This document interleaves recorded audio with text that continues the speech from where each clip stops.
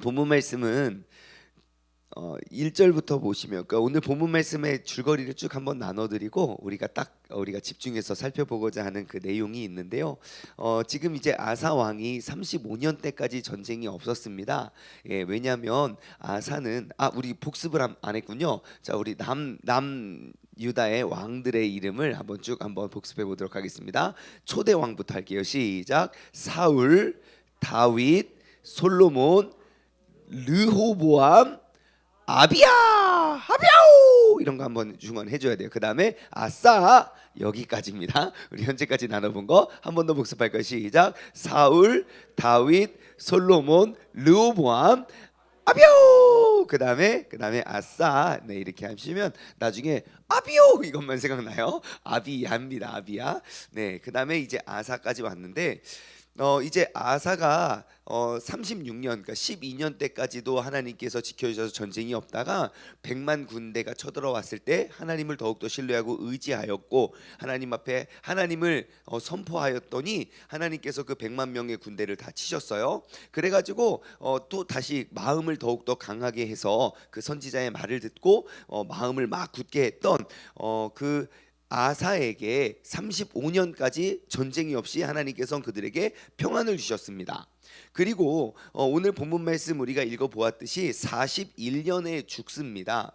그리고 41년에 죽기 2년 전에 39년에 발에 병이 들어서 고통 중에 있다가 그때에도 아사는 하나님을 의지한 게 아니라 의원들에게 계속 구하고 의지했었어요. 그래서 이제 아름답지 못한 최후를 맞게 되죠. 그리고 그 전에 36년부터 39년까지는 어떠한 일이 있었냐면 또 외국 그 북쪽에서 쳐들어와요. 북쪽에서 어떻게 쳐들어오냐면 포위를 하고요. 유다로 가는 그런 길목을 막은 다음에 사람들을 왕래하지 못하게 막았어요. 딱 그 일이 벌어지니까 아사가 원래는 어떻게 해야 되는데요? 전쟁이 난다. 그럼 전쟁의 승패는 누구에게 있으니? 여호와께 있으니 여호와께 돌아가면 돼요. 그런데 아사는 어떠한 일을 하냐면요. 다메섹에 사는 아람 왕 벤 하닷에게 그 조공을 바칩니다. 그러니까 뇌물 같이. 그래서 은과 금을 이렇게 가져다가 그를 주면서 하는 말이 우리 아버지 때도 당신 이제 잘 지냈잖아요. 그러니까 우리도 좀 이렇게 잘 지내봅시다. 그러면서 뇌물을 주고 그리고 지금 우리가 포위되어 있으니까 우리를 좀 도와주세요라고 해요. 그래서 이렇게 해서 이제 그 사람들을 쫓아냈단 말입니다. 하나님은 그걸 보고만 계시지 않겠죠. 왜냐? 하나님은요 항상 그들을 부르신다니까요. 우리가 돌아가고 우리가 다른 길을 가면 하나님은 우리를 부르시기 위해서 또 다른 사람을 보내세요. 그래서 7절 보시면 그때의 선견자 하나니가 와서 이야기합니다.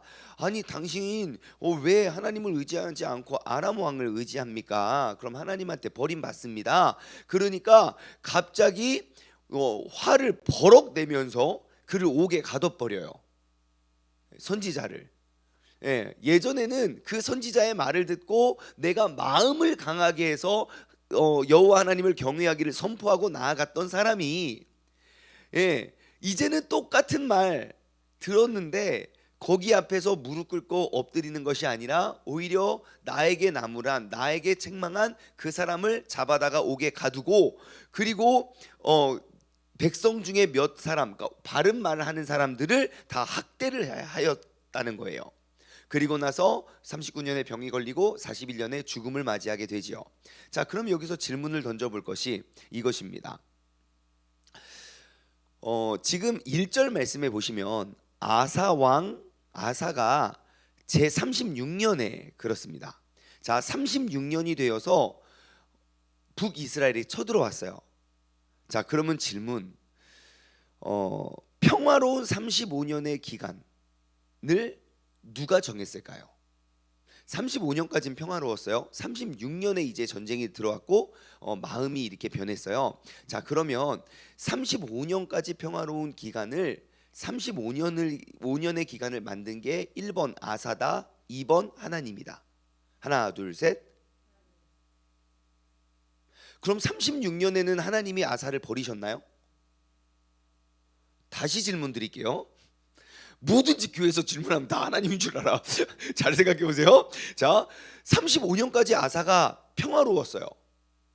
그러면 36년째 환란과 역경을 가져온 건 1번 아사다, 2번 하나님이다. 하나, 둘, 셋. 금방 설득이 됐어요.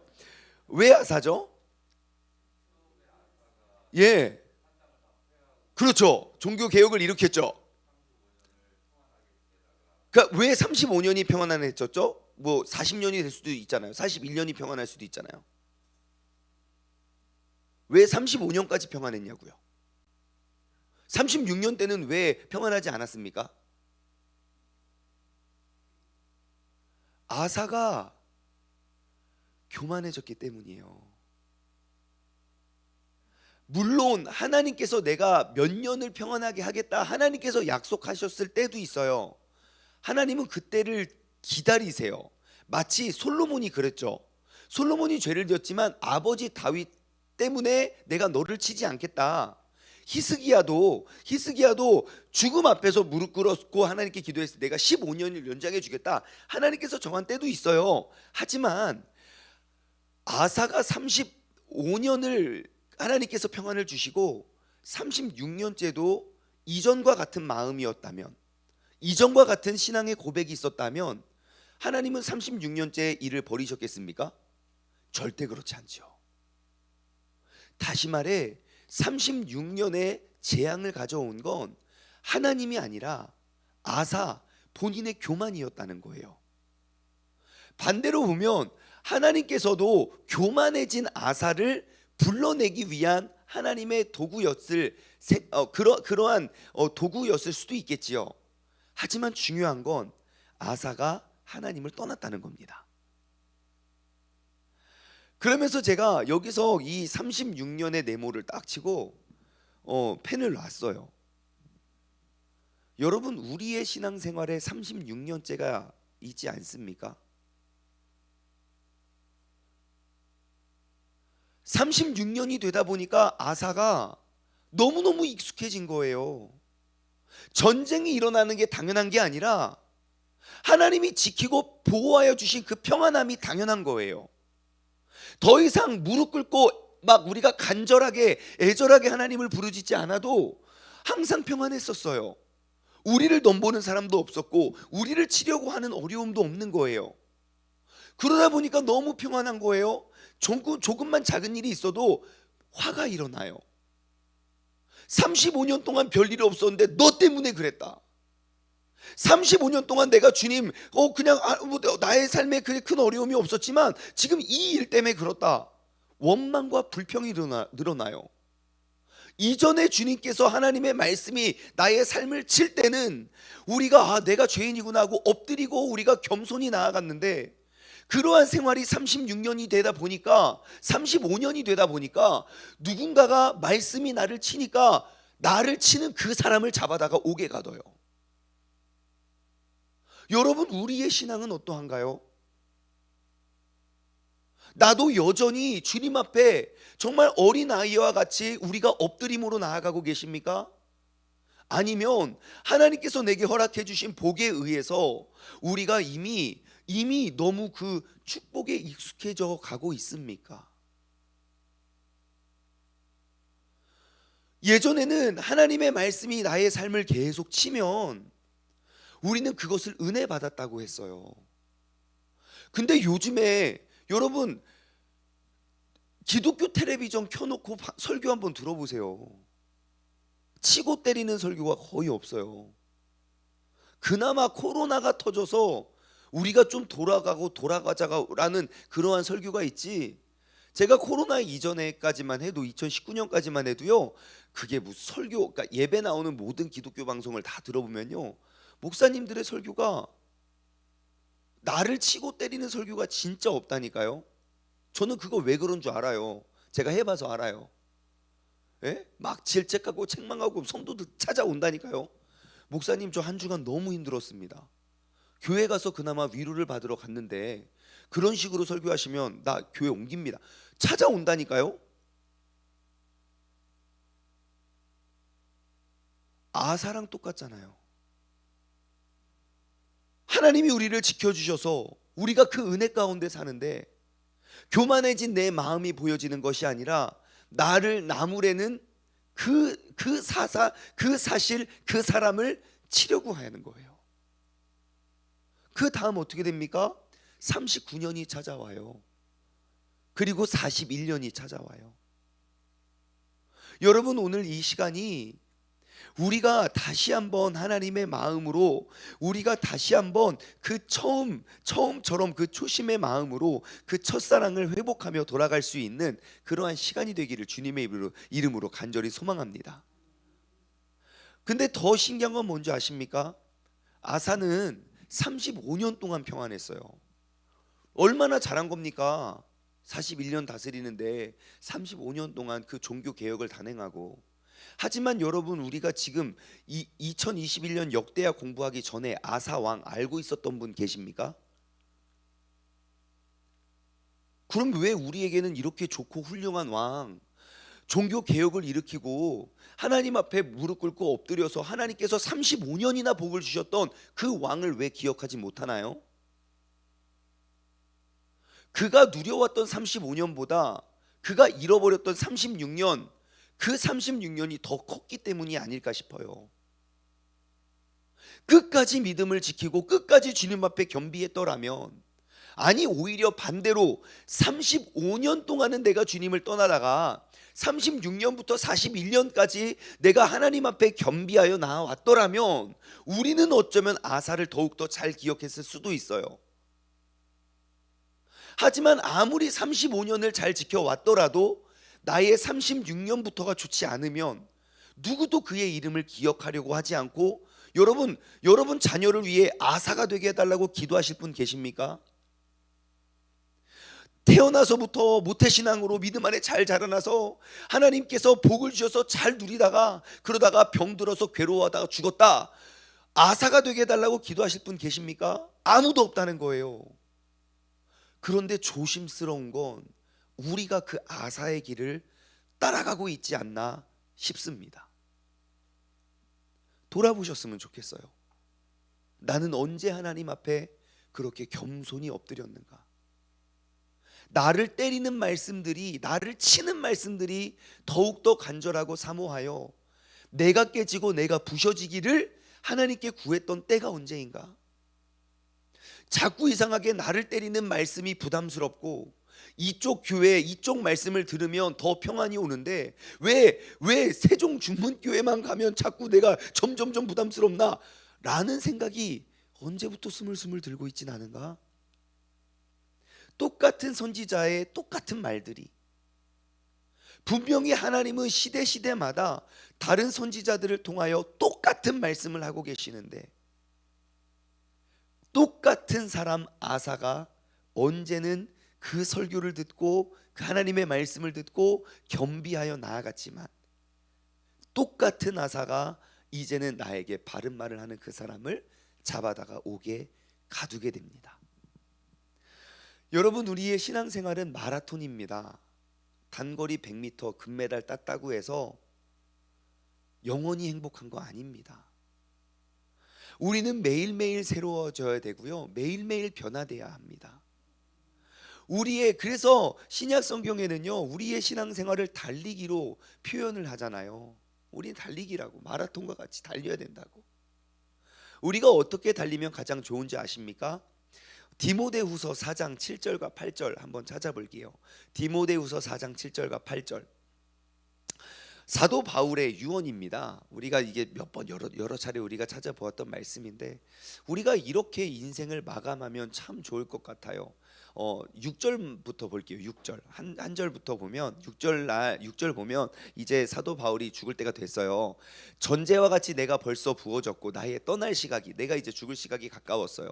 이제 우리는 이렇게 죽을 시간이 가까워 올수록 우린 이렇게 살면 돼요. 7절, 나는 선한 싸움을 싸우고도 나의 달려갈 길을 마치고도 믿음을 지키면 돼요. 내가 선한 싸움 싸우고 달려갈 길을 다 마쳤는데 마치고 보니까 내 믿음이 교만해져서 하나님의 음성이 들리지 않고 하나님의 말씀대로 돌아가는 게 어렵다. 그런 아사와 같은 인생이 아니라 선한 싸움을 다 싸우고 달려갈 길을 마쳤는데도 나의 믿음을 지켜낼 수 있는 사람. 여러분, 우리가 이러한 경주를 했으면 좋겠습니다. 그래서 공동체가 필요한 거예요. 나 혼자서는 교만해질 수 있거든요. 그래서 우리가 함께 뛰어가고 함께 싸워가는 그러한 믿음의 공동체가 필요한 거예요. 누군가가 나에게 뭐라 하지 않아도 내 옆에서 진짜 그 주님의 선한 싸움을 싸워가고 있는 사람들의 모습을 보면서, 또 그들의 간증과 이야기를 나누면서, 아, 당신도 그랬습니까? 아, 당신도 그랬습니까? 아, 나도 그래요. 아, 이게 비정상이 아니군요. 진짜 나라가 어렵고 힘들어요. 지금 막 진짜 미쳤다는 표현이 딱 맞는 것 같아요. 우리 이럴 때일수록 더욱더 겸비합시다. 어찌 혼자서 신앙생활 하는데 이런 게 가능하겠습니까? 여러분, 우리가 그 아름다운 공동체 속에 믿음의 선한 싸움을 싸웠으면 좋겠어요. 우리가 믿음에 달려갈 길을 다 마치고도 믿음을 지키면 무엇이 기다리고 있는지 아십니까? 8절, 이제 후로는 나를 위하여 의의 면류관이 예비되어 있으므로, 8절 중요하다. 8절, 이제 후로는 나를 위하여 의의 면류관이 예비되어 있으므로 주 곧 의로우신 재판장이 그날에 내게 주실 것이다. 나에게뿐만 아니라 주의 나타나심을 사모하는 모든 사람들에게 다 줄 거다, 그래요. 여러분, 우리가 이러한 고백이 되어졌으면 좋겠습니다. 우리가 35년 하나님께서 내게 허락하여 주신 그런 놀랍고 위대하신 복을 내가 마음껏 누리다가 내 마음이 교만하여져서 내가 주님을 멀리 떠나 모든 인류 역사에 이름조차 기억되지 않았던 한 명의 왕이 되는 것이 아니라, 우리가 나의 달려갈 길을 마칠 때까지 그 의로운 재판장 앞에 우리가 바로 설 수 있는 믿음의 사람, 우리가 바로 그러한 사람. 정말 그래서 다윗이 멋있는 거예요. 그래서 다윗이 죽는 그 순간까지 나의 달려갈 길을 다 마치고도 믿음을 지키잖아요. 내가 여태까지 이루어낸 일들 많지만 내 후손이 이루어낼 일들까지 다 준비하고 마치잖아요. 죽는 그 순간까지 부하고 존귀한 자가 되어서 정말 멋진 인생을 살아가지 않습니까? 여러분, 우리가 바로 그러한 믿음에 오늘 다시 한번 도전하기를 소망합니다. 바하사가 잃어버렸던 건 바로 그의 초심이었습니다. 우리가 함께 나눠보았던 대로 14장 1절부터 보시면 아비야 이렇게 나와 있어요. 아사가 그의 하나님 여호와 보시기에 선과 정의를 행하였고 이방 제단과 산당을 없애고 주상을 깨뜨리고 아세라 상을 찢고 유다 사람에게 명령해서 그 조상의 하나님 여호와를 찾게 하고 그 율법과 명령을 행하게 하고, 또 유다 모든 성읍에서 산당과 태양상을 없애매 나라가 그 앞에서 평안함을 누리더라. 아멘. 여러분, 우리가 다시 16장 1절의 아사가 아니라 14장 1절의 아사로 돌아가서 다시 한번 선과 정의를 행하고 우상을 깨뜨리고 여호와를 찾게 하고 하나님을 의지해서 정말 우리의 마음을 더욱더 강하게 하여 내 신앙의 개혁을 일으켜낼 수 있는 그 믿음이 오늘 이 하루 가운데 우리가 다시 한번 다짐하고 새 사람이 되어서 선포할 수 있는 우리 모두가 되기를 주님의 이름으로 간절히 소망합니다. 지금 영상을 통해서 예배드리시는 모든 분들도 그러한 종교의 개혁이, 그러한 믿음의 회복이 임하기를 주님의 이름으로 소망합니다. 함께 기도하겠습니다. 하나님 아버지, 감사합니다. 하나님을 의지하고 또 주님의 이름을 높이며 우리가 순종하며 나아왔던 우리의 하루하루가 어찌 보면 옛날보다 더 평화롭고 정말 대한민국 전체가 그 평안을 누리고 있는 시대를 살아가고 있지 않나 싶습니다. 하지만 우리가 주의해야 할 것은 내가 35년 하나님께서 지켜주신 그 평안에 의해서 내가 평안하게 누렸더라면 36년, 37년이 되어도 나는 주님을 의지하고 신뢰했고 주님 앞에 엎드리는 자로 나아가야 되지만, 주님께서 내게 허락하셨던 그 평안이 오히려 독이 되어 우리의 마음에 교만이 차올랐고 36년 하나님을 버림의 고백을 우리는 얻게 됩니다. 하나님, 오늘 이 시간 나의 신앙생활 지금 몇 년이 되었고 몇십 년이 되었고 우리가 점점점 횟수가 더해져 갈 때 나의 초심의 마음은 어떠한지 우리가 돌아보고 점검하게 하여 주시옵소서.